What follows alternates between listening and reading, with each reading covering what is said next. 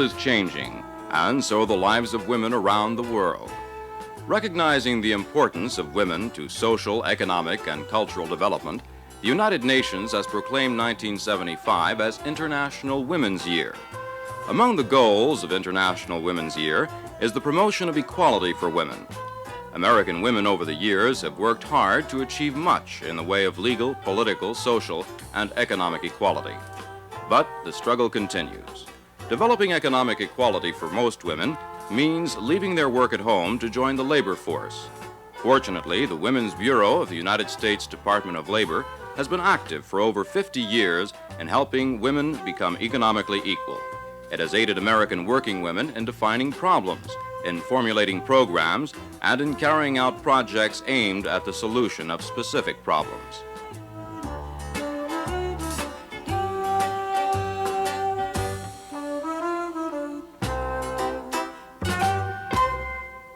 Here to discuss the subject, American women and social change, and to highlight gains made by the working woman, are two authorities in the field. Carmen Maymi is a native of Puerto Rico and was educated in Chicago, earning her master's degree in education from DePaul University. Ms. Maymi is a counselor to the Secretary of Labor on Women and is director of the Women's Bureau at the Department of Labor. As director, she is responsible for formulating policies which promote the welfare of women and advance their working opportunities. Irene Tinker is a political scientist. During her career, she has worked as a university teacher, a college administrator, and a consultant and lecturer. Presently, she is the director of the Office of International Science of the American Association for the Advancement of Science. She has been instrumental in organizing the Federation of Organizations for Professional Women and has served as its president for the last 2 years. Ms. Maymi, it's a pleasure to be here with you on this program. And for the benefit of the people watching the show, I think it would be useful to explain, before we start really, what the Women's Bureau is and why it's such an important asset to the women's movement in this country.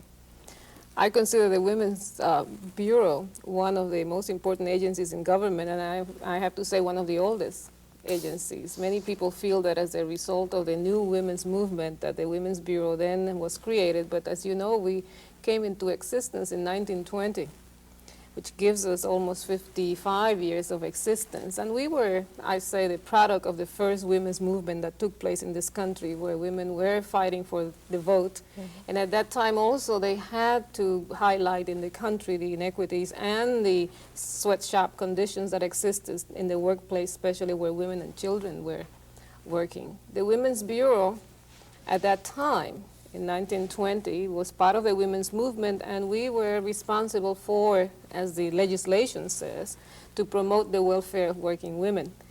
The goals of the Bureau have not changed that much. We're still the only advocate within government with a legislative mandate to promote the welfare of working women. We have 3 goals that are continuing goals, and those are to promote the employability of women, to eliminate sex discrimination in employment, and to create opportunities for women in employment. Now we're adding a new phrase to that, and that is to increase the opportunities for women in employment, especially in the non-traditional areas. Right. I think there was a lot of complaint at one point that the Women's Bureau only spoke for the laboring women, and perhaps in doing that, for example, for a while was, you might say, on the wrong side of the Equal Rights Amendment, on the grounds that so many of the special regulations that had gone in to protect women over time and so forth would be lost with Equal Rights Amendment. Now this position has quite changed, hasn't it? Well, it has to change. As you know, the only leverage or the only protection in the, let's say, in the first 20 or 30 years of the women's movement, of the Women's Bureau, that women workers had were the protective laws. And protective laws were, in this country, created and implemented as a result of the big big campaign of the women's movement and the women in the labor unions, because there were no other laws, no other provisions that really guaranteed the equal employment opportunities for women, did not guarantee the safe place for women to work. So as a result, the Women's Bureau felt that advocating and pushing very hard for example, weightlifting provisions, so that women overtime, would not, nights, night work, etc. But then, as technology has changed, as we have in the Civil Rights Act an amendment or a title that guarantees employment opportunities for women, as we have other provisions that prohibit discrimination in employment for women, and also give us safety standards for both men and women, we believe that the Equal Rights Amendment is now the other measure that needs to be adopted in this country in order to give women full equality and full participation, and to assist in the full integration of women in all aspects of society. As you know, the Equal Rights Amendment will not only deal with employment and labor issues, it will deal with the status of women socially, the status of women economically, to the degree that we're able to obtain credit, the areas of participation in the economy that we will be able to enter. Well, presumably the laws that, quote, protected women were being increasingly seen as keeping women down, that if you couldn't work overtime, you couldn't have supervisory positions and so forth. Is this really the reason that the Women's Bureau is now willing to see these go by the board, or do you feel there's still some objection to abolishing special regulations? Well, the protective laws, we have to say, are being, in a sense, abolished by most of the states, because most of them have been proven to be discriminatory. And to have, the other way around, right, well, both to have ways. a reverse negative effect on women. But you know, this is one area that it is so sensitive. When I went to Japan last year, well, I was able to communicate very, very well with my sisters in Japan about the issues of concern to women, women workers especially. We found that in Japan, women are insisting that the protective laws be strengthened, because that is the only measure, the only guarantee that they do have, that they will receive humane treatment. While they could not understand why I was saying that we would support an amendment to our Constitution that would deny women the rights that they are fighting so hard to receive. And at that point, then I think it is our ability to deal with the rights of humans and the rights of persons, not in one specific area, but to deal with a universal protection of the rights of persons.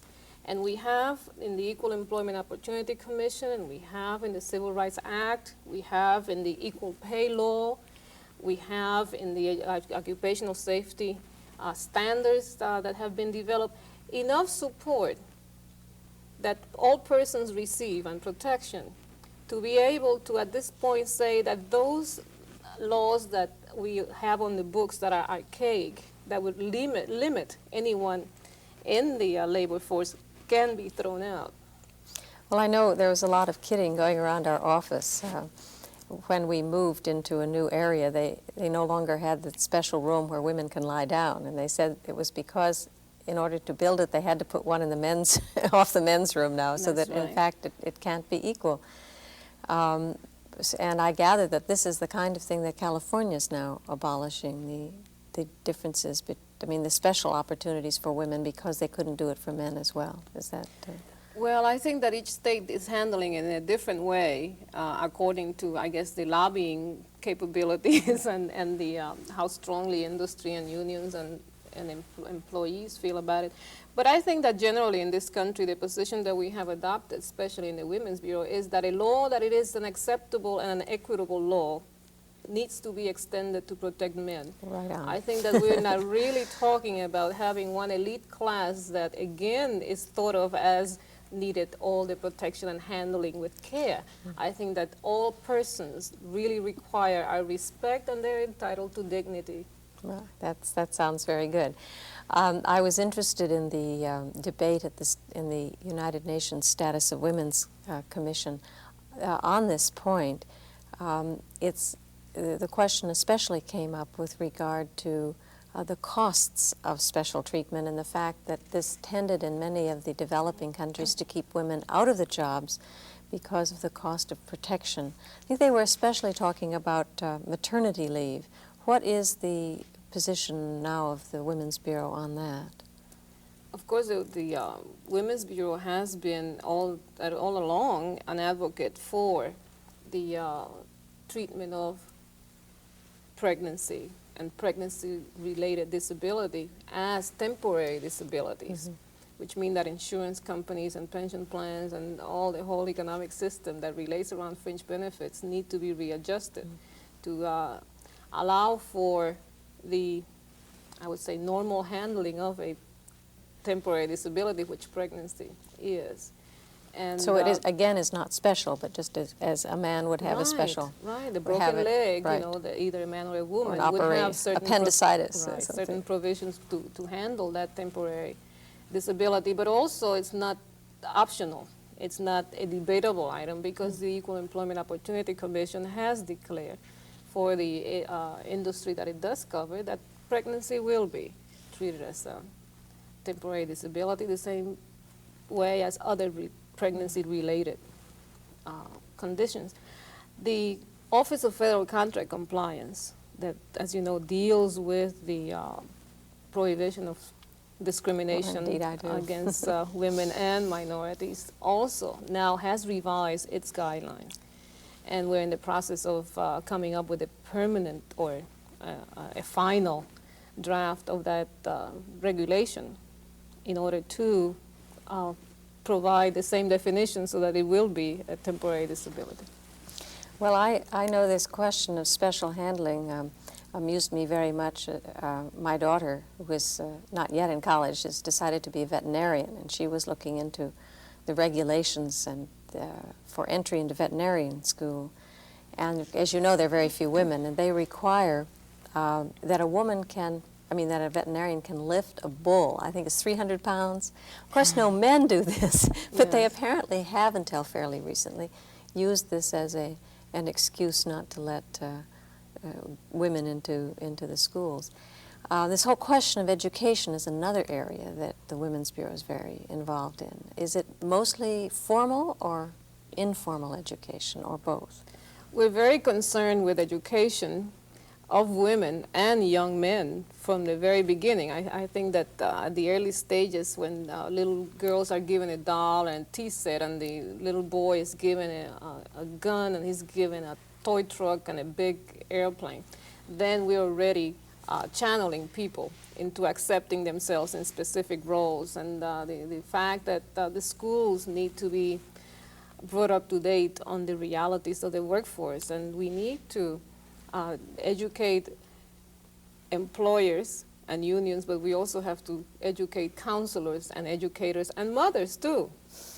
I think that the career choices that women are making now are in accordance with the broad opportunities and the many options and many doors that have opened. But if we don't begin at the very early stages of education to point out the advantages of being an electrician, a carpenter, a repairer of machinery, a truck driver, the same way that we do in terms of being a secretary and being a person that works in the kitchen or a person that is a nurse, I think then that we will wind up with a labor force that makes demands that we cannot meet. Well, as you probably know, many of the groups in the women's movement have been very concerned about textbooks and about storybooks. There are now special story picture books even for the liberated young children that don't have the sex stereotypes in them. I know there was some study not too long ago which counted all of the pictures in the prize-winning textbooks, picture books, and found that all the action people were boys. If they were climbing the tree, it was a boy. If they were falling down, it was a girl. And as you almost implied, many of the people who write these books are women who are still very caught up in stereotyped roles. And this applies all the way up. One of the major activities in this country for International Women's Year is to do a women's history. And it's hoped that all over the country, women will look into their county or city's history to see what role women played. If you looked at the textbooks, you wouldn't know there were any women at all. That's right. And sometimes, you know, we become so conditioned to expect certain behavior from women as different from men that even in government, when decisions are being made about the type of training that women will receive and that men will receive, you always think, well, if we give the hardware to the male, automatically he will be the head winner, the breadwinner in the family, and as long as he's taken care of with the right skills, with the high salaries, then automatically it falls that the family will be taken care of and the little woman will be taken care of. But we forget that in this age and age, it's not very real. it's not very real because we have almost 50% now divorce rate. Yes, and that means that even, well, women who are single, women who are separated with children, we are heads of families, and we work because we need the money, which is very, very unfair then to only have been given the training to make just the barely minimum wage. And these are the kinds of things that we're looking at in the Department of Labor, not only in the Women's Bureau, but I think the total Department of Labor has been sensitized to really begin to look at the realities of what are the needs of women workers in the United States. We are very aggressively trying to open the doors for apprenticeship, because you know that really a woman makes more money repairing a typewriter than she does typing and breaking the typewriter. And then she makes more money repairing a washing machine and a refrigerator than she would make just staying in that occupation as a cook or as a cleaning lady. And we are then beginning to open and broaden the options for women. The apprenticeship program will be offering opportunities. We'll be recruiting women to really enter into the trades, to enter into the areas where the money is. As you know, there's still a wage gap in the United States, and for every $5 that a man makes, a woman makes $3. And it is not that people are violating the Equal Pay Act, but it is that women still are being relegated to the jobs that are at the bottom of the economic ladder. And we really sometimes are shocked because we feel that women should not be in that place. But I think it's the conditioning. It is the inequity in the total system. And if we look at other countries, it was amazing that with all the laws and orders that we have to protect the rights of women and the many educational opportunities, etc., once that we compared with other countries, we found out that economically we all wind up at the same level, at the bottom of the ladder. And our concern is that women just begin to look up, to organize, to begin to look and find out what are the areas that have been neglected, the areas that can be corrected. And as we also trust government to do the right thing, I think that government needs the advocacy and it needs the counsel of women's organizations. And I think this is the most beautiful thing, the growing women's movement in the United States that many people get frightened of, but they really have to take a deep, close look to find out that many of the doors and many of the laws were really put in the books and the doors were open because women's organizations have been very committed and very concerned about the status of women in the United States. I think the cooperation between the women's movement, various women's groups too, is quite amazing. As you probably know, I'm the president of the Federation of Organizations for Professional Women, which is a kind of umbrella group for a large number of professional caucuses and committees and women's groups, almost all of whom are concerned primarily with the opening of occupations that take some kind of training, and we interpret that broadly to mean almost any occupation that requires some kind of schooling. We have nurses and some of the business secretaries, but it is primarily women in the higher professions. And the stereotyping that goes on in all of these professions at the early age is one of the things we've been focusing on. For example, in mathematics, there's a special program now to look at girls in 3rd grade and 4th grade to see why they don't want to become mathematicians. And the scores that suddenly fall off, the girls and boys are much the same, and then they go like this. One of the most interesting studies was simply the teacher's attitude toward a pause before an answer. And this was found that, again, the girls are already getting socialized to be careful. The boys don't mind giving a wrong answer. So if she only waited a very short time, she'd call on a boy. Whether it was right or wrong, no one cared. Mm-hmm. She called on a girl, they would laugh at her. So that increasingly the girls pause or wait longer. They found by changing the pause that, in fact, they could get the girls back up to par, and within a year they were all testing equally again. Just incredible, that kind of stereotyping. And so we now have received a large grant to set up a center for the study of women in higher education and in the professions, which will look at all of these problems through all of the school years to find out why women are thrust into certain role stereotypes.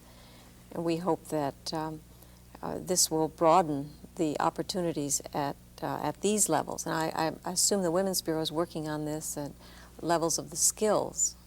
Yes, very much so. And I think that the fact that many opportunities will be opening up more and more in very different areas between now and the year 2000 really is a mandate that we all have to steer people into the areas that will be the areas where the jobs and the opportunities will be, like in engineering and the computer field, and the areas where mathematics and the sciences will very, very definitely need it.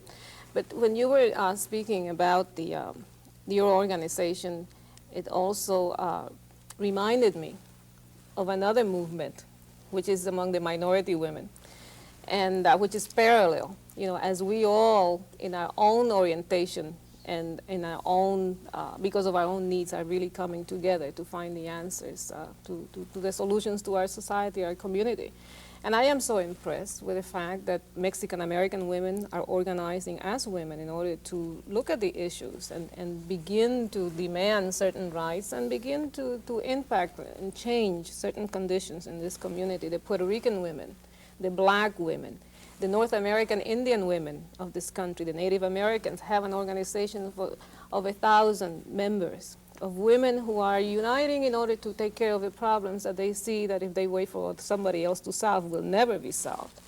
And so I think it's a growing awareness, it's a sensitivity of our own strength and a recognition of the contribution that we're making as women to our economy, and consequently we cannot take second choice.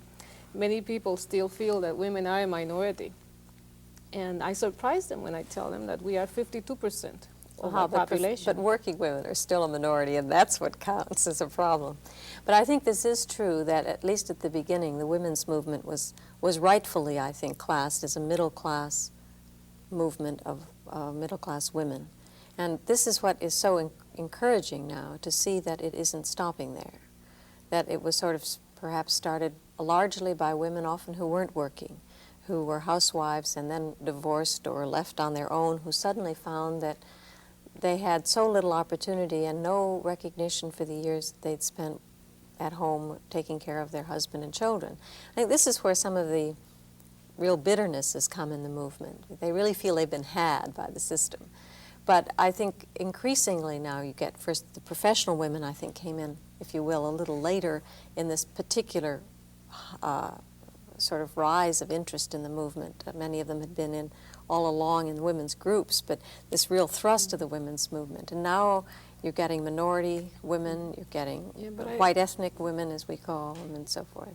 But I think that in the very beginning, the women's movement was very narrowly defined, and I think now that it has grown and matured, and it has opened the door to the inputs of many, many forces in our communities, both men and women who are participating, then it's becoming a much more real, much more closer to the needs of all the women of the country. And I think that the fact that the women and the leadership is able to understand that you have to define feminism in the context of your heritage and the context of your background, I think also has helped tremendously to bring on board the Hispanic women and the black women. I believe that in this country, we have had many forces working on our behalf, I say for 60 years, but more accelerated in the past 10 years. And we have to recognize the contribution that women have made to solving our own problems too. Well, of course, the Women's Bureau has provided us with many of the statistics that we've been using to sort of try to encourage or force the government to live up to its affirmative action plans and to the executive order, which requires that, as you know, that there can be no discrimination against women or minorities in any job that uses government money.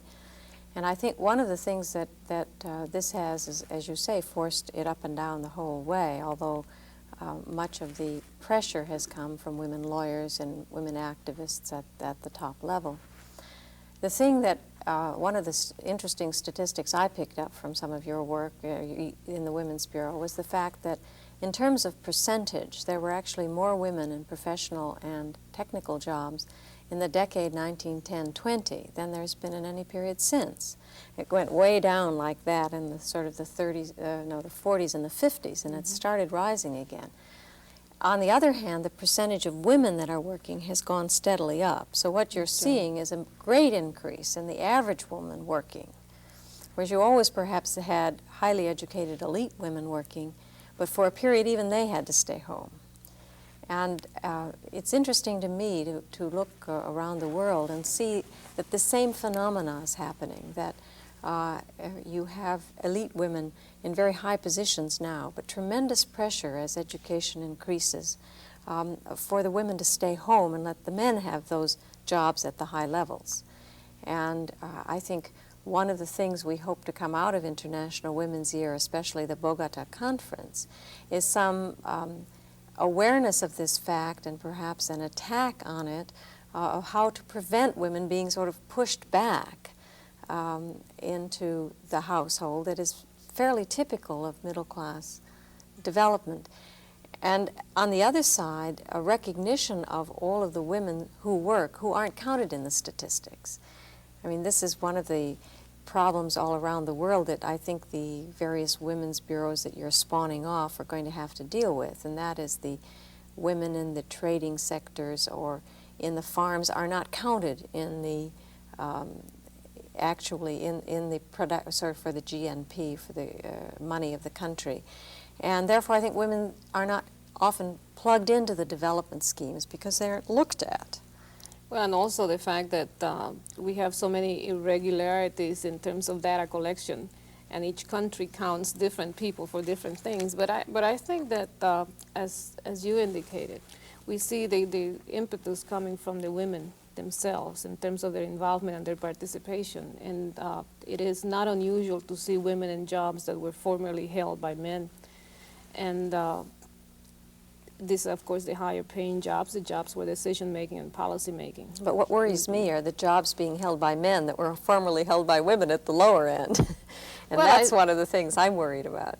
Well, I think that when we talk about non-traditional employment, it has to be a two-way street where both men and women participate. And as you know, it is not detrimental to have men enter into women's Well, I was thinking of farming, for example, which is considered in this country to be a man's job, but abroad is very frequently a woman's job. But in any case, I think these kinds of issues, what directions women will go and how to recognize their traditional roles is one of the things we hope will come from the Bogota Conference, which is scheduled for the end of June in 1975. And that the whole issues of getting women together, both from the elite and from the bottom, become important. And also very important is having a women's bureau so that one can get the statistics to prove one's point or get the collection. Are you starting any new collections, new kinds of statistics? Well, the data collection in the Women's Bureau continues, and the research and analysis. Of course, we also have legal analysis and research that is done on the different laws in the United States. But our concern for International Women's Year is to really do an outreach program, a real aggressive program, so that we can guarantee that all women in the United States are aware of the laws that the country has, that we are aware of the rights that we have, and that we exercise the Equal Rights Amendment. We exercise those rights. You know, it's amazing that we sit and we talk about minimum wage and we talk about the rights, but there are women in this country that may not even know that it is against the law to tell her that she cannot participate in the labor force. Well, we certainly hope that these kinds of issues are the ones that will be talked about after this showing is discussed in many of the other countries, and we thank you so much today for being with us to talk about the Women's Bureau and the very exemplary role that it plays in has played in the women's movement, both the early ones and the more recent ones. You couldn't be a better example of a liberated woman. Thank you. Thank you very much. A pleasure to be here with you. Today's guests have been Carmen Maymi, Director of the Women's Bureau of the United States Department of Labor, and Irene Tinker, President of the Federation of Organizations for Professional Women.